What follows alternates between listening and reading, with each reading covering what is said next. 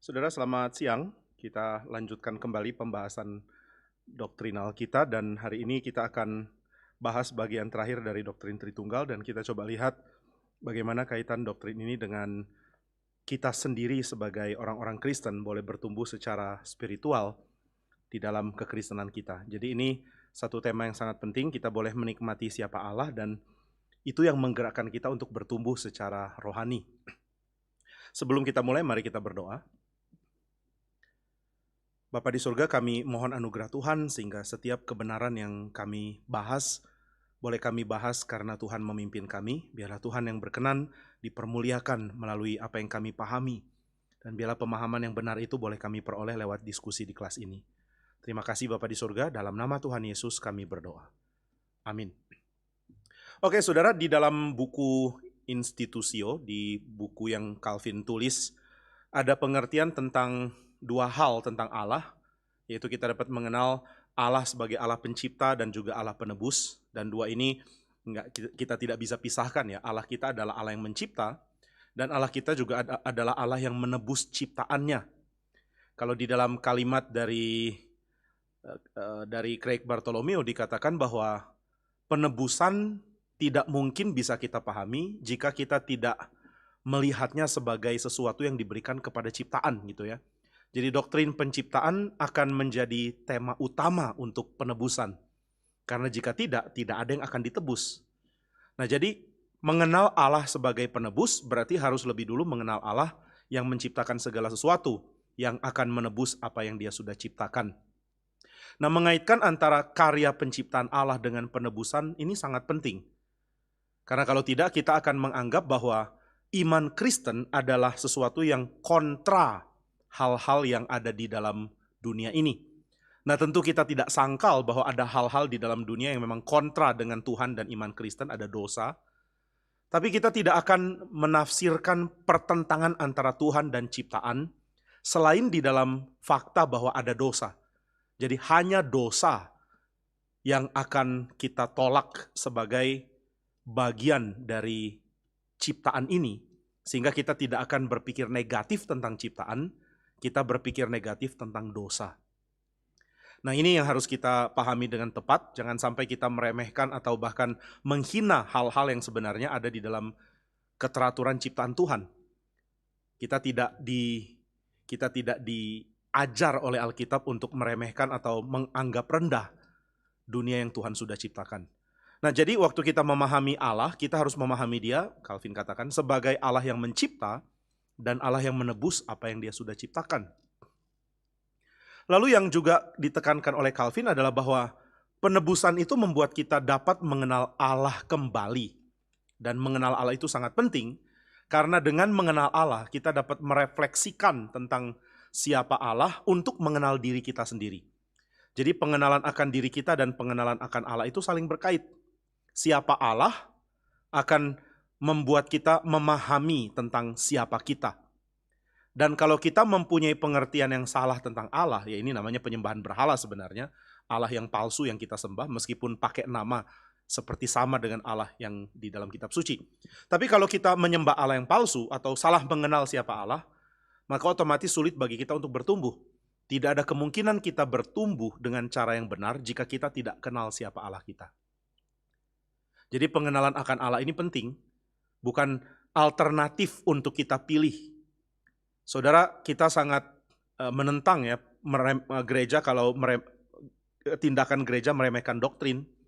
Kalau menganggap bahwa studi yang serius itu adalah miliknya universitas, miliknya sekolah, miliknya studi dalam bidang-bidang seperti fisika atau matematika atau sosiologi atau psikologi. Tapi kekristenan tentu tidak perlu dipikirkan sampai seserius itu. Kita tidak perlu, dalam tanda kutip, membuat rumit kekristenan.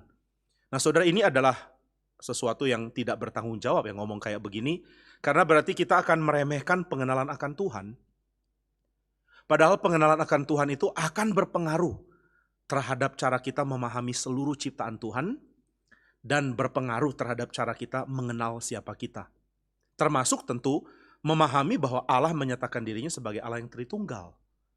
Nah jadi kita akan bahas bagian terakhir dari pembahasan tentang Tritunggal di dalam kelas katekisasi ini dengan menekankan kaitan antara mengenal Allah Tritunggal dengan pertumbuhan spiritual kita, dengan pertumbuhan rohani kita. Nah saudara, sebelum kita bahas tentang kaitannya, kita harus jelas dulu tentang apa itu pertumbuhan spiritual tentunya. Bagaimana kerohanian seorang Kristen itu bisa bertumbuh. Nah kalau kita baca di dalam Institutio, di buku dari John Calvin, Institutes of Christian Religion, dia bikin ada banyak edisi, dan edisi yang terakhir tahun 1559 itu yang jadi acuan, biasanya acuan kita karena itu buku terakhirnya dan itu yang paling komplit ya, paling banyak halaman yang pasti. Nah di dalam Institutes of Christian Religion, Calvin menekankan tentang pertumbuhan rohani di buku yang ketiga. Buku yang ketiga dari 4 buku. Dan di dalam buku yang ketiga itu, Calvin menekankan tentang pertumbuhan spiritual, pertumbuhan rohani, sebagai berkat yang Tuhan berikan, yang Tuhan anugerahkan kepada gereja karena pekerjaan Roh Kudus. Nah, pekerjaan Roh Kudus ini apa ya? Kita menekankan bahwa, atau Calvin menekankan bahwa pekerjaan Roh Kudus yang paling utama adalah Roh Kudus membawa Allah atau membawa kehadiran Allah di tengah-tengah kita. Roh Kudus itu yang membawa Tuhan ada di tengah-tengah kita. Roh Kudus membawa firman, diinspirasikan oleh Roh Kudus kepada para penulis Alkitab sehingga kita dapat mempunyai kitab suci, misalnya itu ya. Roh Kudus juga yang membawa pribadi kedua menjadi berinkarnasi, menjadi manusia dan dilahirkan oleh anak darah Maria yang karena Roh Kudus menjadi mengandung. Roh Kudus juga yang membawa pengenalan akan Kristus dan kehadirannya di tengah-tengah gereja Tuhan melalui sakramen dan juga pemberitaan firman. Roh Kudus yang kerjakan itu. Jadi Roh Kudus adalah pribadi yang menyatukan kita dengan Allah. Jadi Calvin langsung membahas tentang pembenaran dan dia menekankan tentang peran Roh Kudus yang menyatukan kita dengan Kristus sebagai peran utama, sebagai yang berperan paling utama untuk pertumbuhan rohani. Jadi di dalam tradisi Calvin, di dalam tradisi teologi reform, pertumbuhan rohani adalah sesuatu yang terjadi karena Roh Kudus. Roh Kudus yang lakukan. Karena anugerah kita diselamatkan dan juga karena anugerah kita bertumbuh. Tapi saudara, hal lain yang penting dari pengertian tentang Roh Kudus adalah Roh Kudus itu bekerja untuk memunculkan atau memurnikan kita sebagai person, kita sebagai manusia. Maka pekerjaan Roh Kudus itu akan menjadi pekerjaan yang utama, satu-satunya bahkan yang membuat kita kenal Tuhan. Tetapi pekerjaan itu akan membangkitkan kita, bukan menjadi kontra dengan kita. Jadi Roh Kudus bekerja dengan cara memunculkan kita. Ini sesuatu yang harus kita pikirkan dalam kerangka berpikir Tritunggal tentunya. Maka saya ingin ajak kita kembali untuk memahami tentang doktrin Tritunggal, terutama mengenai kehadiran bersama-sama, atau istilahnya itu perikoresis. Nah saudara, kita tidak boleh alergi ya terhadap istilah-istilah teologi karena istilah-istilah ini sangat penting. Kita membuat istilah dunia menjadi mendominasi pikiran kita. Sehingga tidak ada tempat lagi untuk istilah teologis. Bayangkan ya kehidupan Kristen seperti apa yang dijalani oleh orang yang mengerti begitu banyak istilah tapi yang sangat miskin istilah untuk menjelaskan kekristenan. Mengatakan bahwa bahasa teknis untuk kekristenan adalah sesuatu yang cuma membuat sulit memahami Tuhan. Tentu itu sangat nggak adil karena ketuhanan diberikan posisi yang sangat singkat, sangat kecil, dan keharusan kita untuk memahami istilah itu jadi sesuatu yang umum. Kalau kita bicara tentang kesehatan, kita mengerti istilah-istilah tentang pandemi COVID yang sekarang kita sedang gumuli. Kita juga mengerti istilah-istilah teologis, istilah-istilah politis. Bisa agak kecil aja nggak ya? Saya rasa kok nguingnya terlalu besar di sini. Nah, kita dapat mengerti istilah-istilah politis, dapat mengerti istilah-istilah ekonomi, dapat mengerti istilah-istilah itu waktu kita baca di surat kabar, atau dengar berita atau dimanapun lah. Dan itu baik, saudara, bertambah di dalam pemahaman akan dunia dan keadaan sekitar itu baik. Tapi sayangnya kita tidak berikan keseriusan yang sama waktu belajar Alkitab. Sehingga kita menganggap bahwa mempelajari kitab suci itu sesuatu yang ya spiritual lah. Sesuatu yang secara spiritual kita dapat, bukan secara pikiran. Nah, bentur pikiran dengan hal-hal yang berkait dengan spiritual, itu adalah sebenarnya bagian dari meremehkan Tuhan. Tuhan tidak perlu dapat pikiran saya. Saya tidak perlu bergumul dan kerjakan pikiran untuk memahami Alkitab. Atau mengerti doktrin Kristen. Maka saudara, sangat celaka kekristenan yang menganggap remeh kebutuhan untuk mengerti istilah teologis dengan tepat bagi jemaat, bukan bagi hamba Tuhan tentunya. Hamba Tuhan wajib tahu, Tapi jemaat juga punya kewajiban yang sama untuk mengetahui hal ini. Maka istilah Tritunggal harus kita pahami, istilah itu harus dihafal dulu gitu ya. Apa itu esensi, apa itu substansi, apa itu person harus dihafal. Makanya di kelas katekisasi ada ujian. Karena sebenarnya kelas ini adalah syarat dasar untuk kekristenan. Sulit jadi orang Kristen kalau nggak ngerti apa yang diajarkan di dalam kelas katekisasi ini ya. Nah saudara nggak usah pikir terlalu berat karena agama Yahudi pun mensyaratkan ke standar yang tinggi, bahkan mungkin lebih tinggi dari gereja. Agama Islam juga mensyaratkan syarat untuk seseorang menjadi Islam, dia harus mengerti ini itu, mengerti konsep-konsep yang utama dari bahasa dari istilah-istilah Arab misalnya. Dan itu wajar bagi mereka. Jadi Yahudi memperlakukan jemaatnya dengan hormat, yaitu mengajak mereka untuk mengerti hal-hal tentang agama mereka dengan cara yang sangat tinggi. Islam melakukan hal yang sama, dan gereja luput lakukan itu. Saudara bisa perhatikan apa yang dibagikan di kelas katekisasi ini misalnya dianggap terlalu teknis, dianggap terlalu rumit bahkan. Saudara itu celaka ya, karena agama lain mensyaratkan syarat lebih tinggi dari apa yang banyak gereja syaratkan untuk jemaatnya pahami. Nah itu sebabnya istilah perikoresis saudara mesti tahu.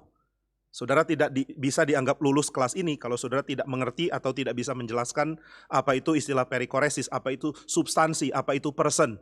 Bagaimana menjelaskan Tritunggal. Saudara nggak bisa lakukan, saudara tidak akan diberikan sertifikat kelulusan. Karena standar paling utama, paling dasar ini ya, bukan advance. Standar paling dasar pun kita nggak tahu, ya sulit jadi Kristen dengan cara begini. Nah maka saudara mesti tahu apa itu perikoresis. Kita sudah jelaskan dan sudah bahas, yang tidak berikan keseriusan terhadap kelas ya sulit untuk akhirnya menjadi orang Kristen yang bertanggung jawab.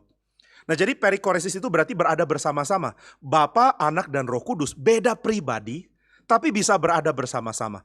Loh kenapa bisa begitu? Kita sudah bahas karena Allah adalah yang menciptakan ruang, bukan yang memerlukan ruang. Saudara dan saya perlu menempati sebuah ruang. Dan kalau ada orang lain mau tempati ruang yang sama, space yang sama, kita akan bentur. Saya tidak mungkin duduki tempat ini, lalu ada orang lain duduki tempat yang sama tanpa menggeser saya. Karena keberadaan kita adalah keberadaan yang membutuhkan ruang. Nah Allah nggak begitu karena Allah adalah pencipta ruang. Ruang diciptakan oleh Dia. Nah itu sebabnya karena Allah adalah pencipta ruang, maka Allah tidak memerlukan ruang untuk berada. Sebaliknya kalau pakai istilah Pak Tong, ruang yang memerlukan Allah untuk berada. Jadi kenapa bisa ada ruang? Karena Allah yang ciptakan. Nah jadi ini pengertiannya harus kita pahami dengan jelas. Allah bukan ciptaan yang memerlukan ruang, memerlukan waktu. Allah adalah pencipta ruang dan waktu. Nah dengan demikian tidak masalah bagi Allah tentu untuk ada bersama-sama Bapa, Anak, dan Roh Kudus. Kalau kita mengatakan bahwa Bapa adalah Allah berarti Bapa Maha hadir, Sang Anak adalah Allah berarti dia juga Maha hadir, Roh Kudus juga adalah Allah berarti dia Maha hadir. Lah kalau Maha hadir berarti ada di mana-mana. Berarti bisa saling desak-mendesak? Tidak. Karena ini istilah perikoresis tadi ya, ada bersama-sama. Nah maka karena istilah itu bisa kita kenakan untuk pengertian Tritunggal, kita juga dapat memahami ini di dalam pekerjaan Roh Kudus. Roh Kudus adalah yang mengerjakan segala sesuatu untuk pertumbuhan rohani kita. Tapi Dia melakukan itu dengan memberi ruang untuk kita pun bertindak untuk pertumbuhan rohani kita. Maka di dalam surat Filipi misalnya, saya bacakan dari surat Filipi pasalnya yang kedua. Surat Filipi pasal yang kedua, di dalam ayat yang ke-12 Paulus mengatakan, "Hai saudara-saudaraku yang kekasih, kamu senantiasa taat. Karena itu tetaplah kerjakan keselamatanmu dengan takut dan gentar, bukan saja seperti waktu aku masih hadir, tetapi terlebih pula sekarang waktu aku tidak hadir." Nah ayat 13. "Karena Allah lah yang mengerjakan di dalam kamu baik kemauan maupun pekerjaan menurut kerelaannya." Ini bisa kita pikirkan dengan cara memahami Tritunggal tadi ya. Allah lah yang mengerjakan di dalam kamu baik kemauan maupun pekerjaan menurut kerelaannya. Jadi Allah yang kerjakan kerelaan kita. Allah yang bikin kita rela. Allah yang bikin kita mau gitu ya. Itu ayat 13. Tapi ayat 12, perhatikan ayat 12 Paulus mengatakan, "Hai saudara-saudaraku yang kekasih, kamu senantiasa taat. Karena itu tetaplah kerjakan keselamatanmu." Jadi yang kerjakan keselamatan siapa? Ayat 13 bilang Allah. Allah yang kerjakan baik kemauan maupun pekerjaan menurut kerelaannya. Allah yang kerjakan di dalam kita. Nah tapi kalau kita anggap ini sebagai benturan, karena Allah kerja maka saya nggak ada ruang untuk kerja. Berarti Allah semua yang kerja, saya pasif. Nah itu salah. Karena kerjanya Allah akan membangkitkan kerjanya kita. Allah tidak bekerja untuk membuat kita pasif, Allah bekerja untuk membuat kita aktif. Nah, ini cara berpikir yang unik dari Alkitab, dari iman Kristen yang saudara dan saya akan sulit temukan di tempat lain. Nah, jadi bagaimana memahami pekerjaan Tuhan di dalam diri kita? Dengan menyadari bahwa Allah lah yang bekerja, dan dengan menyadari bahwa pekerjaan Allah memunculkan pekerjaan kita. Jadi kita jadi ingin itu pekerjaan Tuhan. Saudara ingin baca Alkitab, ingin mengasihi Tuhan, ingin mengenal Dia, itu dari Tuhan, bukan dari kita. Tapi dari Tuhan tidak membuat kita jadi pasif, justru membuat kita jadi ingin. Nah, jadi saudara, ini yang namanya paradoks ya. Dua-duanya benar, dua-duanya berkait, dua-duanya sama pentingnya, dua-duanya tidak saling meniadakan. Nah, tidak saling meniadakan, inilah yang sebenarnya menjelaskan istilah perikoresis tadi. Bahwa ketika Bapa ada dan Yesus ada dan Roh Kudus ada, tiga pribadi ini tidak saling meniadakan. Tidak saling meniadakan tapi berada bersama-sama. Nah, maka inilah hal pertama yang kita lihat di dalam pertumbuhan iman kita. Pertumbuhan iman kita adalah pekerjaan Tuhan. Pertumbuhan iman kita adalah pekerjaan kita. Pertumbuhan iman kita adalah karena Allah yang kerjakan. Pertumbuhan iman kita adalah karena kita yang kerjakan. Jadi Allah atau kita? Dua-duanya. Berapa persen? Sepenuhnya. Loh, sepenuhnya itu kan bentur. Enggak bentur. Ini namanya saling berada. Ada di dalam. Nah, ini yang dapat kita pahami. Bahwa ternyata karena Allah Tritunggal seperti itu, yaitu ada bersama-sama, maka waktu Dia bekerja di dalam kita, Dia membuat keberadaan kita dan keberadaan Dia menjadi ada bersama-sama. Maka kita tidak perlu heran dengan istilah misalnya ada Roh Kudus di dalam aku dan aku di dalam Kristus. Ini maksudnya di dalam apa ya? Artinya ada bersama-sama. Saudara ada di dunia ini tapi sebenarnya bukan saudara, tapi Kristus yang hadir. Tapi kehadiran Kristus tidak menyingkirkan kita, tidak membuat kita ditiadakan demi kehadiran Dia. Nah, jadi waktu saudara merenungkan tentang Tritunggal, saudara menyadari bahwa cara memahami Tritunggal ternyata bisa diaplikasikan di dalam cara memahami pertumbuhan rohani kita. Bahwa Roh Kudus membawa kehadiran Kristus di dalam kita tanpa meniadakan kita. Misalnya, saudara percaya bahwa saat ini misalnya saudara sedang berusaha mempelajari kitab suci dan saudara mendapatkan penjelasan lewat khotbah atau lewat kelas ini misalnya. Oh, materi yang disampaikan di kelas ini sangat menyegarkan saya untuk memahami tentang Tuhan misalnya. Nah, kalau ditanya yang membuat engkau jadi mengerti tentang Tuhan di kelas ini, itu Tuhan atau pembicara? Ya saudara akan bilang dua-duanya. Gimana bisa dua-duanya? Karena Allah dan hambanya itu saling berada. Ada Roh Kudus di dalam hamba Tuhan dan hamba Tuhan ada di dalam Roh Kudus, saling berada. Nah, sehingga hal baik yang saudara dapatkan itu pekerjaan Tuhan, bukan kemampuan manusia. Tapi pekerjaan Tuhan tidak meniadakan kemampuan manusia. Pekerjaan Tuhan memunculkan kemampuan manusia. Nah, kalau kita mempunyai pengertian akan kerohanian yang seperti ini, kita sehat pertumbuhannya. Misalnya, menurut saudara, hamba Tuhan perlu persiapan khotbah enggak? Saudara bilang, perlu. Lalu saya tanya lagi, memang yang pakai dia itu Roh Kudus atau dia pakai kekuatan sendiri? Saudara bilang, Roh Kudus. Nah, kalau Roh Kudus yang pakai, jangan pakai kekuatan sendiri dong. Jangan persiapan, itu kekuatan sendiri. Salah. Kekuatan sendiri berarti waktu saudara menjalankan pekerjaan untuk Tuhan dengan baik, saudara tidak menganggap ini adalah pekerjaan Tuhan, ini pekerjaan saudara. Nah, itu namanya mengandalkan kekuatan sendiri ya. Saudara tidak menganggap Tuhan bekerja, yang bekerja itu saya. Nah, itu salah tentunya. Tapi mengatakan bahwa saya tidak perlu berbagian, biar Tuhan yang berbagian. Itu pun adalah kesalahan di dalam memahami pekerjaan Tuhan.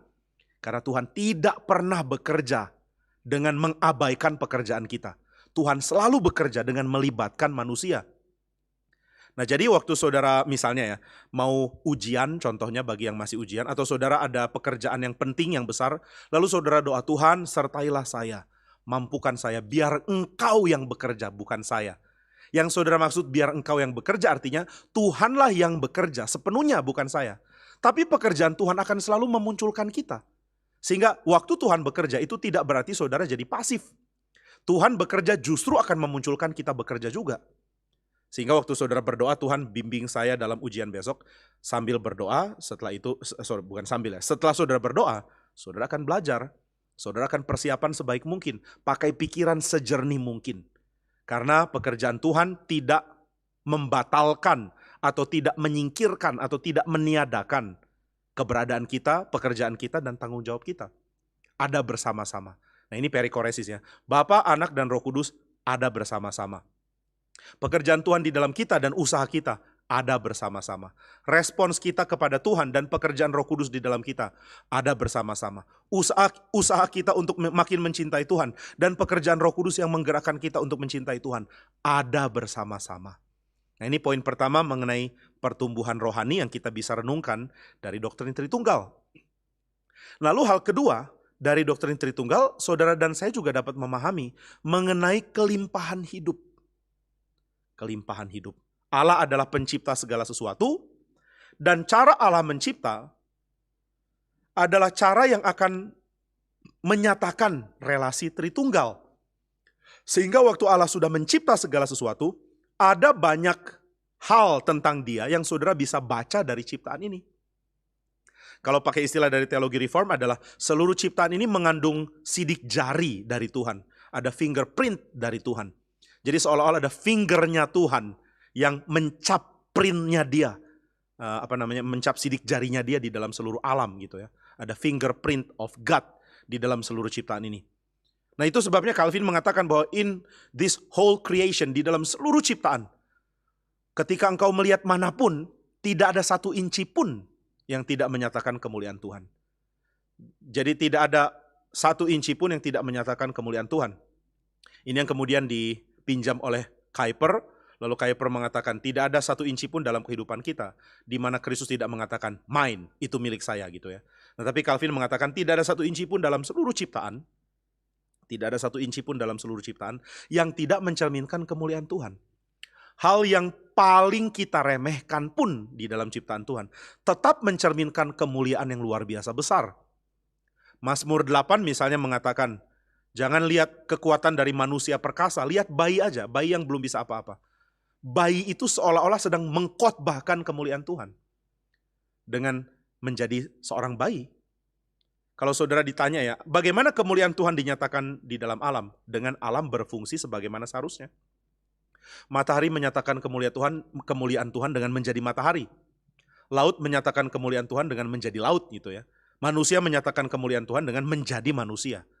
Nah maka ada fingerprintnya Allah di dalam seluruh ciptaan, sehingga kemuliaan Tuhan itu bisa terlihat dari seluruh ciptaan ini. Nah hal yang juga berkait dengan doktrin Tritunggal juga Tuhan nyatakan di dalam seluruh ciptaan, yaitu mengenai keragaman dan kesatuan. Saudara, satu hal yang penting adalah ketika kita tidak bertuhan, kita akan sulit memahami kesatuan dan keberagaman. Keberagaman akan menjadi keberagaman yang liar. Saudara tidak akan menemukan kaitan antara keberagaman yang ada. Tetapi tanpa kesatuan, keberagaman itu menjadi liar. Nah, tapi tanpa keberagaman, kesatuan itu menjadi membosankan, menjadi monoton. Menjadi sesuatu yang sangat dangkal dan tidak memberikan kelimpahan bagi kehidupan orang Kristen. Nah, maka kalau kita renungkan, di dalam seluruh alam ada fingerprint Allah di dalam hal keragaman dan kesatuan. Ini jadi isu filosofi ya, namanya isu one and many. Ada beberapa pemikir, baik seorang namanya Zizioulas, seorang namanya nama depannya saya lupa. John Zizioulas. Dia mengatakan bahwa segala sesuatu yang ada di dalam alam, ini pakai pinjam dari diskusi dari filsafat Yunani sebelum Sokrates ya, di abad ke-5 sebelum Masehi. Segala sesuatu di dalam alam itu membuat kita bergumul tentang satu dan banyak. Sebenarnya segala sesuatu ini satu atau banyak ya? Kalau banyak, apakah terpisah-pisah atau ada yang satukan? Kalau ada yang satukan, berarti satu atau banyak. Nah kalau saudara lihat tubuh saudara misalnya, tubuh saudara terdiri dari bagian-bagian. Dan kalau bagian-bagian itu dianggap yang utama, maka kesatuan seperti nggak ada. Tapi kalau kita bilang kesatuan, maka kesatuan ini saya seluruh tubuh saya adalah satu. Kesatuan ini pun sebenarnya bagian dari kesatuan yang lebih besar karena ada manusia-manusia lain. Jadi sebenarnya bagaimana ya memahami keragaman dan kesatuan? Nah, Alkitab mengajarkan kedua-duanya. Alkitab mengajarkan tentang Allah yang adalah satu, Allah yang esa. Alkitab mengajarkan bagaimana kita harus mengasihi Allah dengan segenap hati, dengan segenap jiwa, dengan segenap akal budi. Seluruh komitmen kita satu gitu ya, hanya kepada Allah yang esa, Allah yang satu. Jadi kita tidak terpecah. saudara tidak terpecah di dalam komitmen dan hati. Tapi karena saudara memberikan hati dan komitmen kepada Allah yang esa, dan karena dia Allah, saudara tidak menjadi reduktif. Saudara tidak menjadi sempit gitu ya. Kalau saudara mengarahkan pandangan, konsentrasi, hati, iman, pengharapan, kekuatan, kesenangan, saudara arahkan hanya kepada satu dan itu bukan Tuhan, saudara akan menjalani kehidupan yang sangat sempit. Loh, kenapa bisa sempit? Karena saudara hanya akan lihat satu dimensi dari seluruh hidup, yaitu dimensi yang dikurung oleh apapun itu yang saudara paling kagumi. Orang yang paling mengagumi uang akan melihat hidup itu direduksi, disempitkan dengan uang belaka. Ini yang dikritik oleh seorang filsuf yang membahas tentang uang. Ketika dia membahas tentang uang, seorang bernama Georg Simmel ketika membahas tentang filsafat uang mengatakan bahwa uang itu mempunyai tendensi untuk mereduksi kelimpahan, mereduksi kebaikan dan kedalaman dengan menggantinya dengan uang. Saudara, sebenarnya ide pertama dari uang, ini ada pikiran dari seorang namanya Jürgen von Hagen. Dia mengatakan ide awal dari uang itu adalah mempermudah transaksi, bukan mereduksi segala sesuatu. Saudara tidak bisa mengatakan misalnya, laptop ini sama dengan misalnya berapa juta rupiah saja. Tidak, tapi saudara akan bisa membandingkan kalau saudara punya berapa juta uang, kira-kira saudara akan belikan laptop atau belikan hal yang lain. Jadi pertimbangan keuangan adalah pertimbangan pilihan dan prioritas. Ini bukan mengenai harga laptop ini adalah berapa juta, bukan. Tapi ini adalah mengenai pilihan. Saudara akan menggantikan kemungkinan untuk dapat barang lain dengan laptop ini. Berarti harus ada prioritas yang membuat saudara merasa bahwa apa yang saudara bisa peroleh dengan uang yang sama untuk benda lain memberikan value yang tetap lebih rendah ketimbang kalau berapa juta uang yang saudara punyai, saudara belikan untuk laptop ini misalnya. Jadi value laptop ini bukan value uangnya saja, tapi value yang mungkin saudara dapat dengan uang yang sama untuk benda lain. Harus ada nilai lebih dari laptop ini yang membuat saudara menyalurkan berapa juta uang saudara ke laptop ini. Misalnya saudara punya contoh ya, 100 juta atau 200 juta. Lalu saudara ingin beli mobil. Nilai mobil saudara itu bukan 200 juta yang saudara belikan mobil, bukan. Tapi nilai mobil saudara adalah segala hal lain yang saudara bisa belanjakan dengan 200 juta. Itu sebagai yang nilainya masih lebih kurang dari mobil itu. 200 juta bisa beli apa? Misalnya bisa beli contoh ya, jam Rolex misalnya contoh. Lalu saudara mengatakan, saya daripada beli Rolex mendingan beli mobil ini 200 juta. Nah, kenapa beli mobil ini? Karena bagi saya value mobil ini lebih tinggi daripada value dari yang bisa saya dapatkan dari Rolex misalnya. Nah, jadi saudara, ini bukan tentang berapa jumlah uang lalu benda dikaitkan dengan uang. Sayangnya banyak orang salah berpikir. Sehingga mereka memikirkan bahwa keuangan sama dengan barang tertentu. Nah, yang celaka adalah misalnya ya, saudara bayar uang sekolah, lalu saudara menganggap bahwa value pendidikan, value guru, itu sama dengan uang yang saudara bayarkan. Enggak, value guru enggak bisa dibandingkan dengan uang. Lah, tapi saya bayar uang untuk pendidikan anak saya dapat pelajaran dari guru, berarti kan guru itu senilai uang. No, saudara nggak bisa gantikan guru dengan uang. Saudara cuma bisa gantikan prioritas saudara menggunakan uang. Ini ada uang 5 juta, pakai buat apa? Pendidikan anak. Berarti saudara menilai yang saudara bisa peroleh. Itu yang saudara nilai, bukan menilai yang saudara bisa dapat dari guru misalnya. Nah, jadi ini pengertian penting ya, yang Georg Simmel bagikan. Kalau kita salah mengerti, kita akan reduksi segala sesuatu. Saudara ke dokter, lalu saudara bayar dokter. Saudara pikir saudara bisa mengganti seluruh ilmu kehidupan pergumulan dia dengan uang yang saudara bayar. Oh enggak bisa. Nah, jadi saudara, kita tidak bisa ukur segala sesuatu dengan uang tentunya. Kita tidak mungkin menghargai dengan cara seperti itu kan. Nah, tapi kalau kita mendewakan uang, kita akan salah mengerti. Kita berpikir bahwa dengan uang saya bisa memiliki semuanya. Padahal dengan uang, saudara bisa melatih prioritas, itu yang lebih tepat ya, melatih prioritas saudara. Apakah saudara terlatih untuk membelanjakan uang dengan tepat?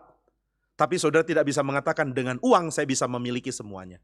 Nah, sayangnya orang yang mendewakan uang, yang memikirkan bahwa segalanya itu tentang uang, akan salah memahami uang. Sehingga uang mendominasi seluruh pengertian tentang apapun.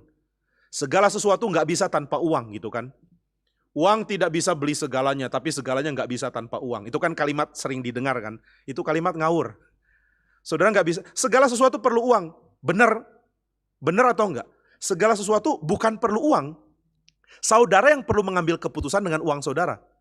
Nah ini pengertiannya beda ya. Jadi saya pikir belajar Georg Simmel itu sangat penting. Saudara punya 100 juta. Saudara sekarang yang harus mengambil keputusan. Dengan peluang yang saudara miliki, saudara akan lakukan apa? Tapi saudara nggak bisa langsung mentafsirkan bahwa apa yang saudara dapat dengan uang itu adalah senilai itu gitu ya. Dengan 100 juta saya dapat membeli sebuah mobil. Berarti mobil ini nilainya 100 juta. No. Mobil ini dibaliknya ada begitu banyak hal yang saudara nggak bisa bayar dengan 100 juta. Pak Tong pernah bilang, kita ngerti mobil pun enggak. Lalu pikir dengan berapa ratus juta sudah bisa beli teknologi. Enggak bisa. Teknologi itu enggak terbayarkan. Untuk orang konsentrasi menemukan penemuan-penemuan teknik dalam hal permesinan, itu perlu pendidikan, perlu pelajaran, perlu konsentrasi, perlu hidup yang didedikasikan. Itu tak tergantikan dengan uang. Nah jadi adalah celaka kalau kita mendewakan uang karena kita akan nilai segala sesuatu dengan uang. Padahal uang adalah pelatih untuk keputusan prioritas yang kita miliki. Itu aja. Nah jadi saudara sekalian, segala sesuatu butuh uang? Enggak. Segala sesuatu enggak bisa dibeli dengan uang. Itu harus kita pahami. Saudara tidak bisa beli apapun dengan uang. Kalau saudara bisa mendapatkan pekerjaan orang, jasanya orang, apapun dengan uang, itu tidak bisa mengganti seluruh konsentrasi yang dia berikan hanya dibayar dengan uang itu gitu ya. Ada orang bilang ke saya, dia baru bayar seseorang untuk bersihkan rumahnya. Lalu dia bilang, wah sekarang harga orang untuk bersih-bersih makin mahal ya, harus bayar segini untuk bersih-bersih. Saya bilang enggak loh, yang dia harusnya dapat atau yang kita harusnya bayar lebih dari itu. Tapi karena sistemnya berlangsung dengan cara efisien, sehingga keperluan kita bisa dipenuhi dengan membayar sejumlah uang, kita bisa dapat anugerah gitu ya. Kita bisa mendapat anugerah dengan membayar sejumlah uang untuk mendapatkan sesuatu. Tapi yang kita harus ketahui adalah sejumlah uang yang kita keluarkan itu tidak bisa menjamin sesuatu yang diberikan itu bisa diberikan. Nah ini jadi rumit, saya jadi bahas ke sini terlalu panjang. Tapi intinya adalah misalnya, saudara dengan uang berapa juta saudara bisa menyekolahkan anak. Tapi saudara harus tahu berapa juta itu tidak akan bisa memunculkan guru yang baik. Tidak akan bisa memunculkan sistem pendidikan yang baik. Saudara nggak bisa bayar untuk kurikulum. Saudara nggak bisa bayar untuk konsentrasi orang susun kurikulum. Uangmu nggak akan cukup. Maka kalau saudara bisa keluarkan berapa juta untuk pendidikan anak, itu anugerah. Sehingga saudara nggak bisa equal, nggak bisa samakan uang sama dengan sesuatu. Tidak, sesuatu melampaui uang. Maka saya nggak suka dengan perkataan segala sesuatu perlu uang. Salah. Segala sesuatu tak terbayarkan oleh uang. Kalau saya bisa pakai uang untuk dapat sesuatu, itu anugerah. Nah itu ya, itu prinsipnya. Nah maka kalau kita menjadikan uang segalanya, itu ngawur. Kita akan berpikir kita menguasai orang karena bisa bayar. Kita menguasai sistem, menguasai teknologi karena bisa bayar. Saudara bisa bayar berapa juta dapat laptop, tapi untuk orang kembangkan laptop, orang itu bisa pinter, orang itu bisa mendedikasikan diri, siapa bisa bayar dia untuk punya konsentrasi dan pendidikan seperti itu? Sekarang saudara bisa mempunyai kemungkinan untuk beli obat generik dengan harga murah. Tapi sebelumnya akan sangat sulit karena paten yang diperlukan untuk membayar semua teknologi, semua uang yang dikucurkan untuk menghasilkan riset, itu besarnya bukan main. Nah jadi saudara, uang tidak bisa dijadikan Tuhan. Siapa yang mendewakan uang sebagai Tuhan akan meremehkan pencapaian yang bisa dicapai oleh manusia. Kita pikir dengan bayar uang kita bisa dapat. Nah maka hal yang penting adalah kalau saudara mau memahami tentang hidup, saudara harus konsentrasi ke Tuhan. Hanya Tuhan yang membuat hati kita yang dikonsentrasikan ke Dia tetap limpah. Karena ketika saudara mengagumi Tuhan dan mencintai Tuhan, saudara akan merefleksikan kekaguman itu kepada ciptaannya Tuhan. Dan ketika saudara mengagumi Allah misalnya, saudara akan menyadari bahwa Allah kita itu Allah Tritunggal. Allah yang merupakan gabungan sempurna antara yang satu dan yang banyak. Ini adalah pluralitas, 3 persons, dan kesatuan bergabung dengan sempurna. Nah itu sebabnya seorang bernama Benjamin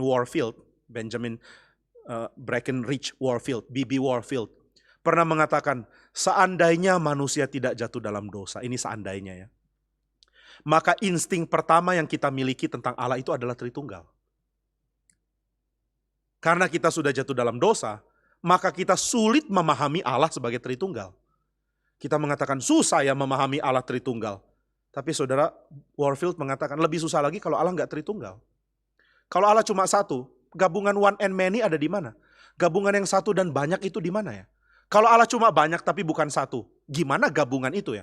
Maka saudara, kalau Allah bukan Tritunggal, saudara akan punya konsentrasi yang reduktif, konsentrasi yang memiskinkan hidup saudara. Kalau saudara percaya banyak Allah, saudara akan punya begitu banyak perhatian yang terpecah dan hidup kita akan terpecah. Nah, kalau kita mengenal Allah sebagai Allah yang Tritunggal, maka kita akan melatih untuk melihat kelimpahan, tapi tetap ada kesatuan. Dan ini penting ya, kita nggak bisa memahami ini di dalam pertumbuhan awal. Kita akan makin memahami waktu kita sudah bertumbuh secara rohani. Nah, saya akan ambil contoh, misalnya ketika saudara hidup, jalan hidup saudara, ada banyak dimensi dalam hidup. Saudara akan mengalami misalnya dunia anak, kalau saudara sudah punya anak. Dunia sekolah ketika saudara sekolahkan anak. Dunia hiburan ketika saudara liburan misalnya lalu ingin jalan-jalan atau apapun. Atau juga dunia agama, dunia iman saudara ketika saudara beribadah ke dalam gereja. Saudara akan berjumpa juga dengan dunia teknologi. Ketika saudara baru beli HP dan saudara nggak tahu cara memasukkan akun Google saudara misalnya. Saudara juga akan bersentuhan dengan musik. Ketika saudara mendengarkan musik atau belajar main musik. Ada begitu banyak dimensi dalam hidup kita. Bayangkan ya, ketika kita jalani semuanya dengan terpecah. Kita nggak tahu bagaimana menyatukan semuanya. Akhirnya kita cuma lihat aspek hidup yang satu dan aspek hidup yang lain. Nggak ada kesatuan. Dan kalau kita tidak memahami adanya kesatuan, akhirnya hidup kita pun menjadi hidup yang terpecah-pecah. Dan ini yang membuat stres. Budaya kita adalah budaya terpecah. Nggak ada kesatuan di dalamnya. Ketika saudara mendengar musik misalnya, ada musik yang cuma mengambil satu pola dengan pola lain tanpa memahami apa sebenarnya peran pola ini di dalam kesatuan pesan yang mau disajikan oleh musik. Kita dengar musik dan kita tidak bisa kaitkan ini dengan kerohanian kita misalnya. Atau kita bekerja dan kita tidak bisa kaitkan ini dengan keindahan. Kita mengamati keindahan dan kita tidak bisa kaitkan ini dengan kehidupan beragama. Hidup kita jadi terpecah. Nah, keterpecahan inilah yang membuat misalnya seni yang diekspresikan dalam budaya kita adalah seni yang juga sifatnya fragmented, fragmentaris, terpecah-pecah, tidak ada kesatuan. Dan waktu kita menjalani hidup pun akhirnya kita gagal untuk mentuhankan Tuhan, justru karena kita gagal untuk melihat kesatuan di dalam kelimpahan ini. Nah ini ya, kesalahan untuk memahami keragaman, tapi tidak ada kesatuan. Lalu yang kesalahan berikut adalah memahami adanya kesatuan, tapi tidak melihat adanya keragaman.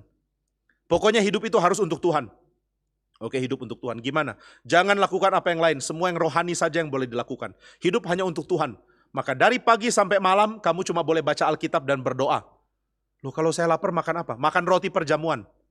Kalau saya mau makan nasi nggak boleh, harus roti perjamuan. Minum harus anggur misalnya. Loh saudara, ini hidup yang ngawur. Jadi seumur hidup atau sepanjang hari saya nggak boleh lakukan apapun yang lain. Nggak boleh, hanya yang bertuhan saja. Hanya hal rohani. Buku cuma boleh baca Alkitab. Nggak boleh baca buku lain.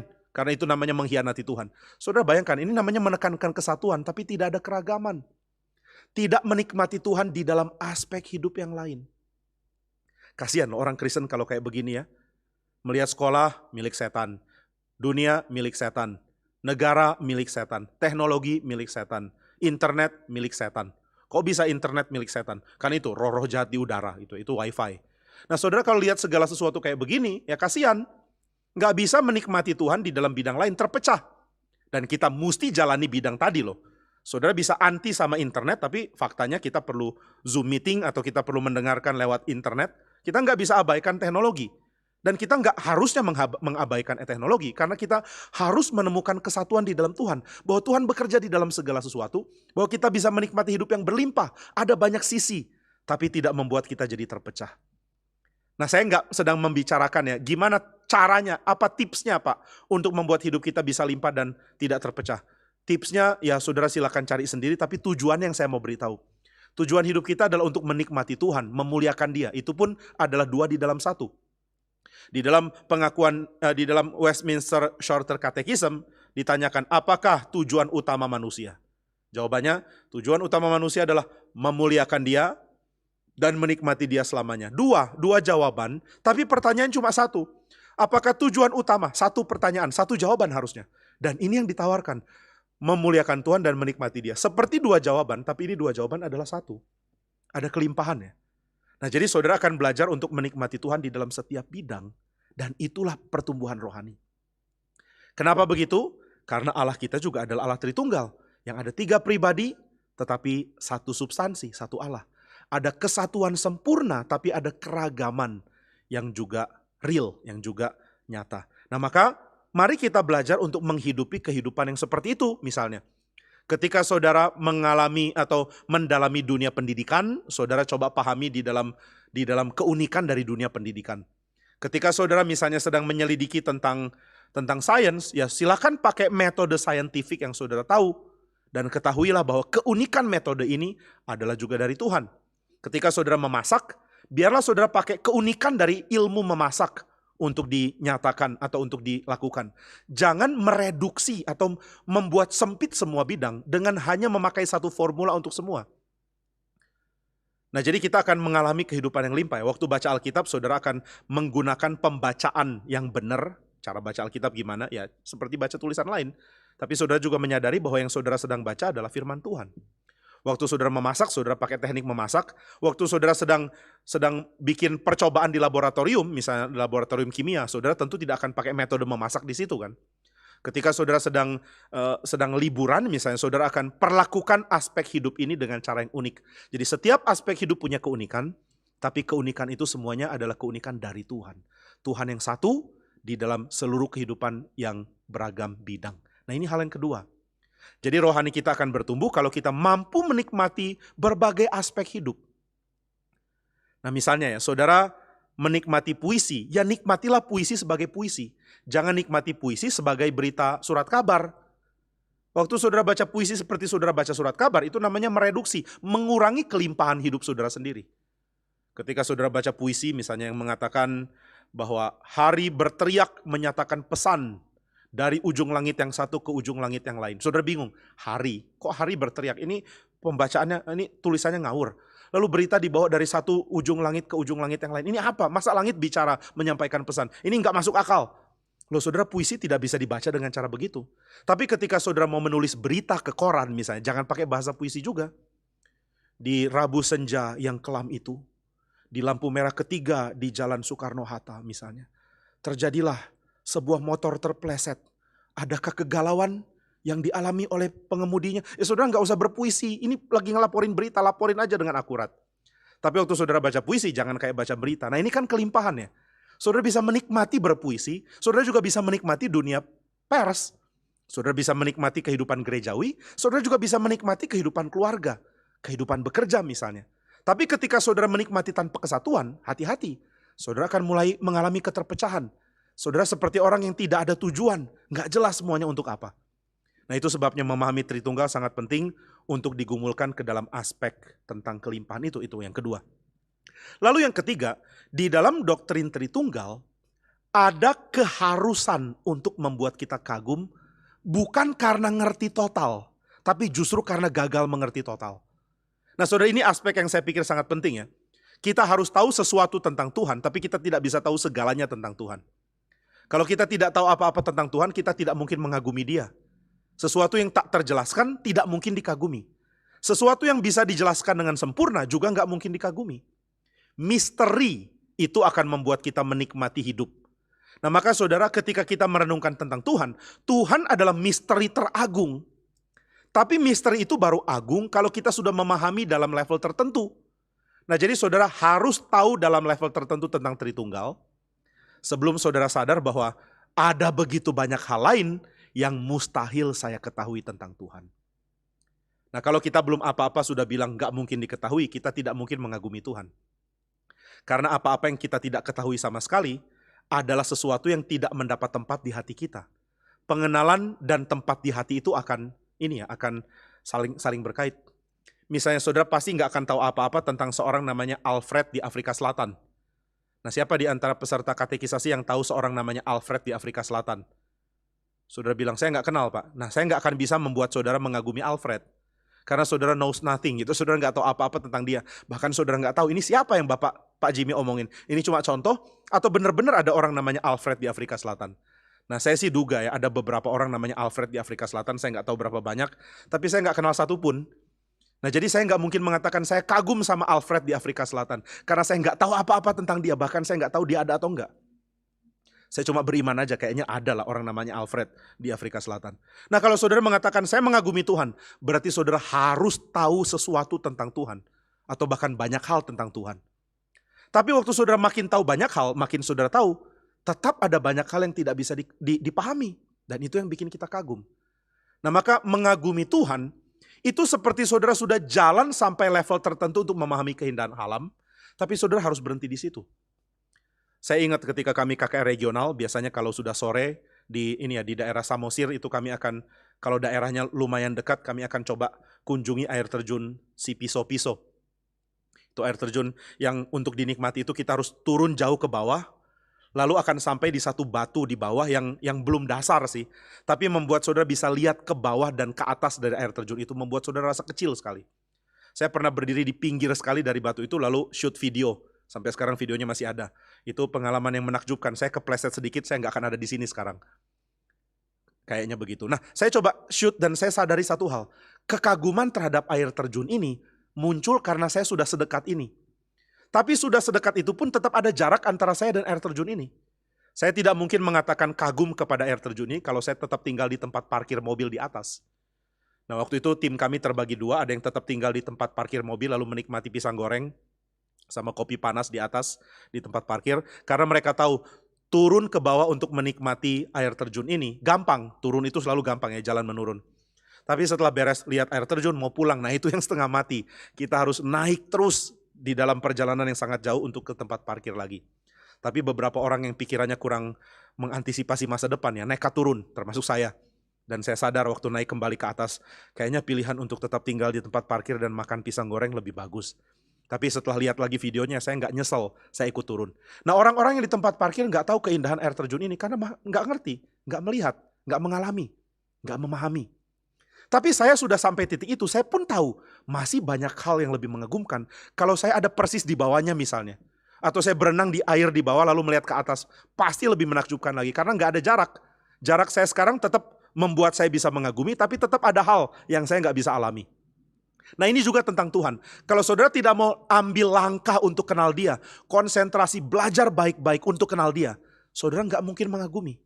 Tapi ketika saudara ambil langkah untuk belajar Dia baik-baik, mengenal Dia baik-baik, belajar memahami apa yang gereja sudah pahami dan gumulkan baik-baik, saudara akan sadar, sudah tahu ini pun, tetap ada misteri begitu banyak tentang Tuhan. Dan ini membuat kita kagum terhadap Tuhan. Nah saudara, Jeremy Bagby mengatakan, doktrin Tritunggal adalah untuk dikagumi, bukan untuk dimengerti. Saudara harus mengerti sampai level tertentu, itu benar. Tapi setelah itu doktrin ini adalah untuk dikagumi. Kok bisa ya Allah itu demikian limpah, tapi tetap satu. Allah ada 3 pribadi tapi satu. Kok Allah bisa, pribadi Tritunggal itu bisa saling berada, bisa saling mengagumi, bisa saling memuliakan. Kok bisa begini ya? Nah ini membuat kita kagum. Kekaguman itu akan menaikkan atau mempertumbuhkan rohani kita. Saudara tidak bertumbuh rohaninya hanya karena tahu ya, saudara mesti kagum. Tapi in order untuk kagum, in order to admire God, in order untuk menikmati Tuhan, saudara mesti punya pengetahuan. Apakah pengetahuan bikin kita mengagumi Tuhan? Bukan.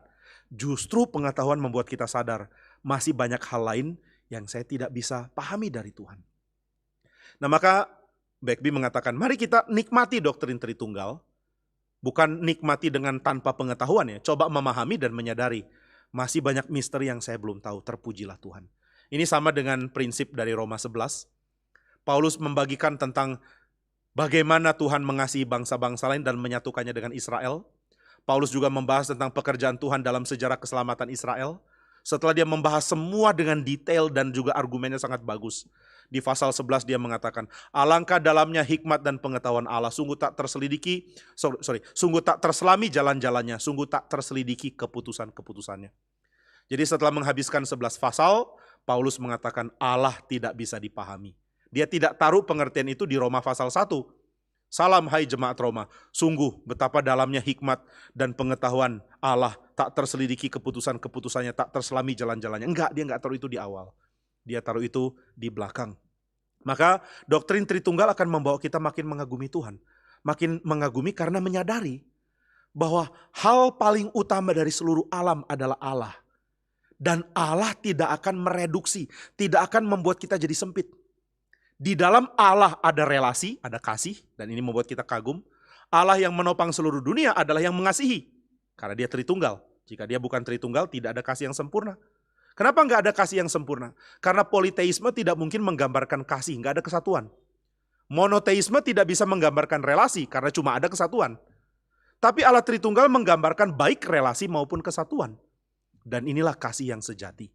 Nah, ini kita bisa kagumi. Lalu kita juga bisa mengagumi tentang pekerjaan Allah yang melampaui pikiran kita.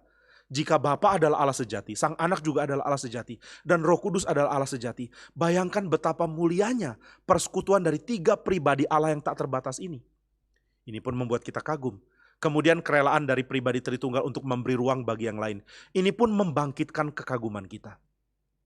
Maka saudara, doktrin Tritunggal membuat kita mengerti ada misteri Tuhan, misteri tentang Allah, yang justru baru dikagumi dan dipahami setelah kita belajar untuk mengenal Dia di dalam keterbatasan kita. Belajar untuk mengenal betapa limpahnya Dia itu sebenarnya. Nah, ini hal yang ketiga mengenai Tritunggal. Nah, saya ingin tambahkan satu lagi karena masih ada waktu. Di dalam pikiran dari seorang bernama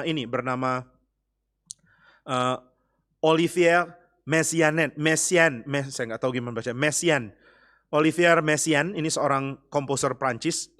Dia mengatakan bahwa manusia itu perlu 2 hal. Ini hal yang unik dia katakan ya. Manusia perlu 2 hal. Yang pertama adalah manusia perlu kasih. Manusia perlu perlu komunitas, perlu memahami siapa sesama. Manusia perlu memahami sesamanya. Dan yang kedua adalah manusia perlu ibadah. Manusia perlu liturgi. Jadi manusia perlu mengenal sesama dan manusia perlu liturgi. Manusia perlu datang kepada Tuhan dan beribadah. Nah, di dalam keduanya, baik mengenal sesama, kata Messiaen, baik saya mengenal sesama maupun saya beribadah liturgi kepada Tuhan, itu tidak mungkin dilakukan jika kita menyembah Allah yang bukan Tritunggal. Wah, ini bagi saya juga sangat sangat memberikan perspektif tentang Tritunggal. Saudara, bagaimana ya kita berelasi dengan orang? Bagaimana kita memahami keharusan berelasi dengan menyembah Allah? Karena saudara menyembah Allah yang Tritunggal, saudara tahu bahwa tidak ada tempat di dalam konsep Allah di dalam kehidupan Kristen saya. Tidak ada tempat untuk pengabaian, untuk mengabaikan komunitas. Nggak ada tempat untuk penyendiri. Nggak ada tempat untuk orang-orang yang sukanya sendiri. Nah, saudara, saya tidak mengatakan bahwa saudara tidak boleh punya sifat menyendiri. Sifat menyendiri itu kan nggak bisa dicegah. Ada orang yang hobinya kumpul-kumpul. Ada orang yang hobinya sendiri aja. Nggak apa-apa. Tapi saudara tetap di dalam keadaan senang menyendiri, saudara perlu menyangkal diri dan kemudian berkomunitas pasti. Saudara tetap harus ketemu orang, saudara tetap harus berkomunitas. Maka saudara ada unsur mau menyangkal diri untuk berkomunitas dan berelasi. Dan orang yang menyendiri tidak lebih baik daripada orang yang suka bersosialisasi di dalam hal berkomunitas. Karena suka bersosialisasi tidak sama dengan senang berkomunitas. Orang yang easy going, yang gampang ngomong sama orang, yang gampang bicara sama orang, gak tentu adalah orang yang mampu membangun komunitas loh. Biasanya kita salah mengerti ya bahwa jadi orang Kristen itu harus menjadi social person. Saya kurang social person. Bukan. Yang Tuhan katakan adalah jadi orang Kristen itu kamu harus mengasihi. Menjadi social person gak tentu mengasihi. Dia bisa punya relasi, dia bisa hahaha sama orang, tapi dia bisa gak punya kasih di situ. Dia gak sungguh-sungguh mencintai orang, dia cuma senang ada ditemanin orang banyak. Saudara tahu kan kritik dari ada satu tulisan yang sempat populer, kritik tentang para pramugara dan pramugari, para flight attendant. Katanya mereka sangat senang senyum, apapun disenyumin waktu saudara ada di dalam pesawat. Tapi kalau saudara berpapasan sama mereka di bandara, mereka nggak akan punya keramahan yang sama. Begitu saudara ada di dalam pesawat, mereka senyum. Selamat siang, terima kasih sudah terbang bersama dengan kami. Tempat duduknya di mana? Wah, perhatian sekali kan, saudara keluarkan tiket. Ini nomor ini di mana? Nomor ini, silakan jalan ke sana. Dia akan senyum terus. Tapi ketika saudara ada di waiting room misalnya, atau ada di jalan di bandara untuk menuju terminal 1 atau terminal 3 atau dimanapun, saudara berpapasan dengan seorang pramugara atau pramugari ya, flight attendant. Lalu saudara tanya, permisi, toilet di mana? Dia nggak akan punya keramahan yang sama. Ya, ada mungkin yang masih baik, tapi kebanyakan nggak. Mereka akan dengan cemberut mengatakan, lihat aja tandanya, follow the sign gitu ya. Mereka nggak akan senyum dan mengatakan, oh mari lihat tiketnya, atau nanti saya antar. Nggak ada. Nah, jadi social person nggak sama dengan berkomunitas. Ada orang gampang sekali bergaul, ada orang yang pemalu. Saudara jangan berpikir bahwa orang yang pemalu ada di dalam level sulit berkomunitas menjalankan kehidupan Kristen, sedangkan orang yang gampang bersosial, nah ini orang Kristen sejati. Enggak. Kadang-kadang ini ya, saya rasa kita ini jadi orang-orang yang lebih menghargai sesuatu yang sifatnya kebudayaan umum, bukan sesuatu yang ditekankan Alkitab. Misalnya kalau kamu mau jadi seorang yang jago penginjilan, kamu mesti gampang sekali membuka pembicaraan dengan orang. Duduk, ada orang di sebelah, langsung ngajak ngomong, langsung akrab. Nah ini baru skill penginjilan yang hebat. Gitu kan, apakah benar? Enggak. Saudara akan jadi penginjil yang baik kalau saudara bicara dengan orang yang memang saudara sudah punya relasi. Saudara punya kenalan yang belum Kristen, ngomong sama mereka. Saudara kurang pintar menjalin relasi baru, enggak apa-apa. Saudara ngomong aja sama orang yang saudara sudah kenal. Lalu saksikan Kristus, itu yang Tuhan mau kok. Nah maka saudara, saya tidak mengatakan berkomunitas berarti orang yang punya social skill bagus, bukan. Maka Mesian mengatakan, untuk menjadi orang yang berkomunitas, saudara mesti menyembah Allah Tritunggal, bukan mesti melatih easy going-nya kita. Karena waktu saudara menyembah Allah Tritunggal, saudara sadar, Bapa, Anak, dan Roh Kudus saling memuliakan, saling mengasihi. Saya mau belajar juga saling memuliakan dan saling mengasihi dengan orang lain. Aku mau belajar ini karena diinspirasi oleh Allah Tritunggal. Bukan diinspirasi oleh sifat saya yang easy going. Yang sangat friendly, yang sangat sosial gitu ya. Nah maka saudara, komunitas sejati adalah komunitas kasih, bukan komunitas hahihi lalu gampang punya relasi, bukan. Komunitas kasih yang sejati. Dan ini hanya mungkin ketika kita merenungkan tentang Tuhan. Nah ini hal pertama yang Mesian katakan. Oh ya, by the way, Olivier Mesian ini bukan teolog ya sebenarnya, dia orang Kristen yang sangat baik, tetapi dia adalah seorang komposer. Dia bukan cuma komposer, dia juga teolog. Dan yang unik adalah dia juga adalah orang yang mempelajari tentang ini ya, tentang unggas. Dia ahli unggas. Luar biasa ya, sudah komposer, ahli unggas, dan teolog lagi. Mungkin dia bisa bikin musik tentang bagaimana angsa memuliakan Tuhan. Nah ini menggabungkan ketiga bidang keahlian dia. Nah dia mengatakan bahwa kamu mau jadi orang yang berkomunitas, bukan belajar cara bergaul, bukan belajar cara membuat teman dalam 1 jam punya 100 teman, bukan belajar jadi outgoing person, ya outgoing lah, pokoknya gampang sekali bergaul, bukan. Renungkan tentang Tuhan, sembah Allah Tritunggal, lalu pahami, saya mesti belajar berkomunitas, saya mesti belajar mengasihi. Ini yang pertama. Lalu yang kedua, Mesian katakan, untuk beribadah pun sama. Ketika saudara beribadah, saudara akan mengagumi bahwa saudara sedang diundang ke dalam relasi Tritunggal. Yang gerakkan saudara untuk beribadah itu Roh Kudus. Roh Kudus akan membuat saudara mendengar firman yang meninggikan Sang Anak, dan Sang Anak akan membawa saudara ke takhta Tuhan. Ibadah itu bukan tentang aku. Ibadah adalah tentang Tritunggal. Saudara sedang diajak untuk berbagian di dalam komunitasnya Tritunggal. Nah kalau ini kita nggak mengerti, kita akan jadikan ibadah sebagai another social club gitu. Ini adalah kelompok sosial lain. Ini adalah ya kelompok arisan yang nomor arisannya itu ditaruh di kantong persembahan gitu. Ini saya kasih uang arisan saya, nanti kapan-kapan saya akan dapat gitu. Ini gereja bukan tempat arisan. Gereja bukan klub sosial. Gereja bukan tempat nongkrong bareng, bukan. Itu sebabnya saya agak kecewa ya kalau kita merasa, kita mengatakan di GRI ini ada kurang ramah ya orang-orangnya. Kurang menjangkau satu sama lain. Saudara, kita bagus lah kalau saling berbicara, saling menjangkau, itu oke. Tapi esensi yang sejati dari gereja adalah kesadaran bahwa kita sedang dipanggil oleh Allah Tritunggal untuk berbagian di dalam komunitas Tritunggal. Di dalam relasi kasih antara Bapa, Anak, dan Roh Kudus. Itu sebabnya yang panggil saudara, yang gerakkan saudara adalah Roh Kudus. Yang utus Roh Kudus adalah Kristus. Yang jadi objek penyembahan kita, yang jadi pribadi yang kita sembah itu adalah Kristus. Dan Kristus akan ajak kita untuk ada di takhta Bapa dan sujud kepada Bapa. Jadi ibadah adalah latihan untuk menikmati berbagian di dalam relasi Tritunggal. Nah kalau kita nggak sadar akan hal ini, kita akan terus berpusat ke diri. Dan makin kita berpusat ke diri di dalam ibadah kita, makin kita kosong dan kering. Akhirnya kita cuma melihat bahwa kenikmatan duniawi itu bisa ditransfer ke dalam kebaktian di ibadah ya. Kalau di dunia saya senang musik begini, nah di dalam kebaktian juga sama. Kalau di dunia saya senang punya komunitas hahahihi, di gereja juga saya senang ada komunitas hahahihi. Di dunia saya senang ngobrol, nongkrong, makan-makan sama orang lain. Di gereja juga sama, saya senang ngobrol, nongkrong, dan makan-makan. Tapi tidak ada kesadaran bahwa saya sedang dipanggil berbagian di dalam komunitas Tritunggal. Maka Mesian tekankan, mau beribadah, mau punya liturgi of worship, sadari tentang Tritunggal. Mau punya komunitas, renungkan tentang Tritunggal. Nah ini dua hal dari Olivier Mesian yang saya mau bagikan. Sampai di sini pembahasan kita mengenai Tritunggal dan pertumbuhan rohani kita. Dan waktu selanjutnya saya serahkan kalau ada di antara saudara sekalian yang punya pertanyaan, mungkin bisa saudara ketik untuk nanti dibacakan oleh pelayan yang sedang melayani di Aufi, atau saudara bisa langsung bicara untuk menyatakan pertanyaan saudara. Baik, sampai di sini saya persilakan. Kalau ada yang punya pertanyaan, saya persilakan.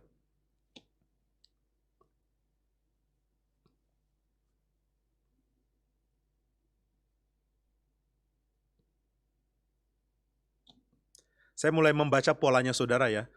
Satu minggu banyak sekali pertanyaan, minggu depannya sepi, minggu depan lagi baru banyak. Jadi saya duga minggu depan baru banyak pertanyaan kalau ikuti pola yang sama. Silakan kalau ada yang sudah diketik boleh dibacakan.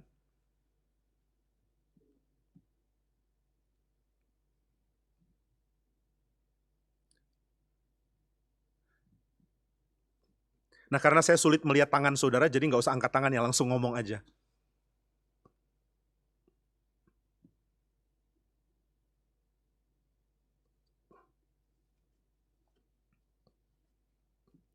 Baik, minggu depan kita tetap ada kelas, jadi minggu depan itu ada Global Convention, sehingga kebaktian kita cuma kebaktian 1 yang hadir fisik dan juga yang kita akan stream. Kebaktian 2 kita harap saudara bisa gabung, bukan di gereja ini tapi di rumah masing-masing, untuk mengikuti kebaktian bahasa yang dipimpin Pak Stephen Tong untuk dapat sense dan juga sharing dari Pak Tong tentang Global Convention ini. Lalu sorenya tidak ada kebaktian 3 dan juga tidak ada pembinaan pernikahan karena ada sesi-sesi dari Global Convention. Tapi siangnya kita tetap adakan kelas katekisasi ini supaya saudara juga bisa tepat waktu menyelesaikan semua jadwal kelas, dan saudara yang sudah mempertimbangkan untuk nanti setelah selesai kelas baru nanti akan pergi atau apapun itulah, saudara bisa menyelesaikannya dengan tanpa gangguan di jadwal. Baik saudara, minggu depan kita akan tetap adakan kelas jam 2. Dan sampai di sini pertemuan kita untuk hari ini. Mari kita sama-sama berdoa. Bapa di surga, kami sungguh bersyukur karena ternyata ketika kami merenungkan tentang Allah Tritunggal, kami menemukan keindahan di dalam menggumulkan tentang apa itu relasi, menggumulkan tentang kelimpahan hidup yang banyak aspek tapi yang harus disatukan di dalam Tuhan. Kami juga dapat menikmati mengagumi Tuhan meskipun kami tidak sampai pada pengertian yang total tentang Tuhan.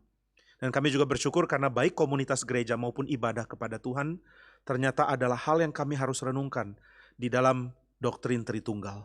Terima kasih untuk segala kelimpahan yang Tuhan bagikan untuk kami boleh mengenal Tuhan.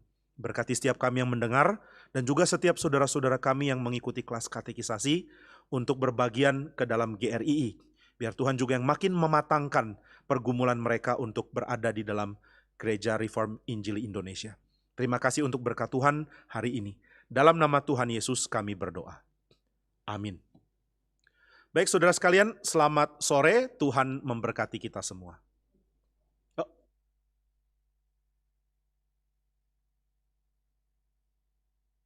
Sebelum kita akhiri ada satu pertanyaan, mungkin agak delay di internetnya. Saya persilakan untuk dibacakan.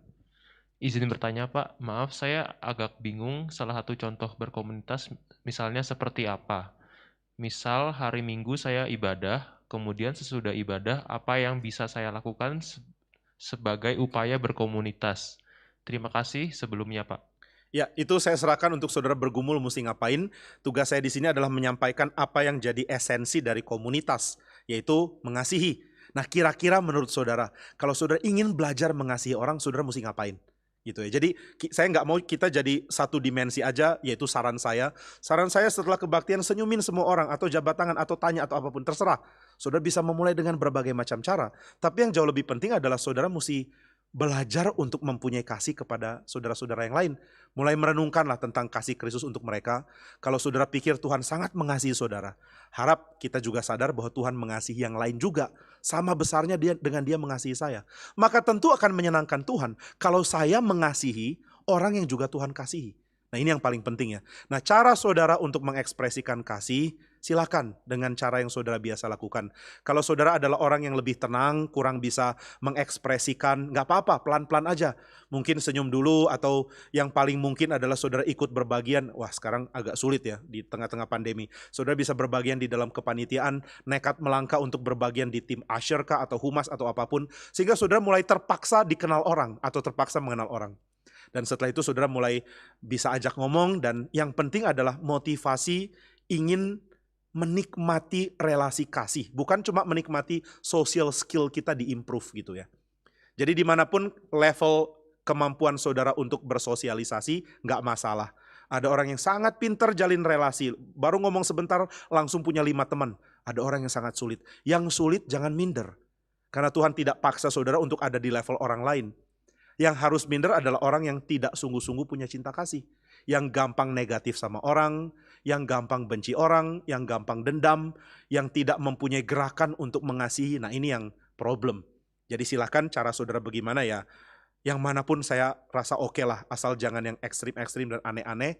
Saudara berusaha untuk membuat orang juga nyaman dengan cara saudara berbicara. Kalau orang agak kurang nyaman gak apa-apa. Saudara mungkin punya cara yang kurang nyambung dengan dia, no problem. Yang penting saudara belajar untuk makin lama makin mampu dan didorong oleh pengertian akan Tritunggal untuk belajar mencintai. Jadi jangan kecil hati ya kalau saudara tidak secanggih orang lain dalam bersosialisasi, dan juga jangan pikir bahwa kalau saudara pintar bersosialisasi, saudara sudah menjalankan tugas di dalam berkomunitas. Yang lebih utama adalah melatih hati untuk mencintai orang, lalu belajar untuk menyangkal diri demi mengekspresikan kasih Tuhan untuk orang lain. Nah itu yang harus kita miliki. Dan cara biarlah kita bertumbuh juga, karena saya juga rasa cara saya pun adalah cara yang masih perlu dikoreksi dan perlu bertumbuh sama dengan saudara. Jadi kira-kira seperti itu. Oke ya, sampai di sini. Kalau masih ada pertanyaan atau yang di grup tanyanya dan saya belum bisa buka sekarang dan baca, saya akan jawab minggu depan ketika kita bertemu di kelas yang berikutnya. Selamat sore, Tuhan memberkati.